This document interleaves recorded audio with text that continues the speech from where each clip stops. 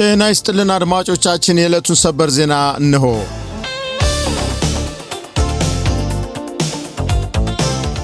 በሰሞኑ ጦርነት ነዳጅ ከሚሞሉ የአሜሪካ አውሮፕላኖች መካከል አንዱ ተከስክሶ በውስጡ ከነበሩ 6 ሰዎች መካከል የአራቱ ሕይወት ማለፉንና ቀሪ ሁለቱ የሕክምና ድጋፍ ላይ እንደሚገኙ የደረሰን ዜና ይጠቁማል። ይህ በኢራቅ በደረሰበት አደጋ ተከሰከሰ የተባለው አውሮፕላን ምናልባት ከሌላኛው በሰላም መሬት እንደያዘ ከተገለጸዋቸው KC-135 ነዳጅ ሞይ አውሮፕላን ጋር መጠነኛ ግጭት ገጥሞት ሳይሆን እንዳልቀረ ተዘግቧል።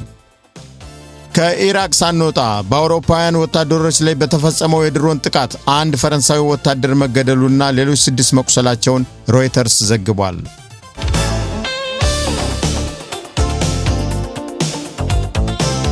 ቴል አቪቭ ብርቱ ምት ገጠማት። ጠንካራው የእስራኤል አየር ኃይል መከላከያ ተፈትኗል።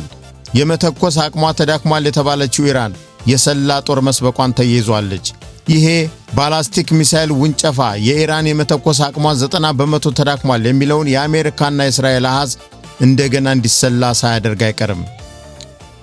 የሂሳብ ሊቆች ፋርሶች እንዳሉት ለ6 ወር አስልተው ከሆነ ወደዚህ ጦርነት የገቡት ይህ ለዓለም ኢኮኖሚ ከባድ ርዕደ መሬት ይሆናል።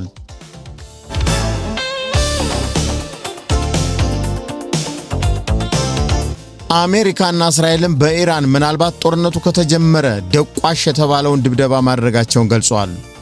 በሰሞኑ ድብደባ ከየብስ ማስወንጨፊያ ጥቃቶች በተጓዳኝ ፈንጂ ጣይ ጀልባዎች ላይ የሚያነጣጠረ እንደነበር የአሜሪካ ፕሬዝዳንት ዶናልድ ትራምፕ አስታውቀዋል። በዚህም ጥቃት የኢራን ባህር ኃይል ምናልባትም ሙሉ ለሙሉ እንደወደመ የሚገልጹ መረጃዎች ወጥተዋል።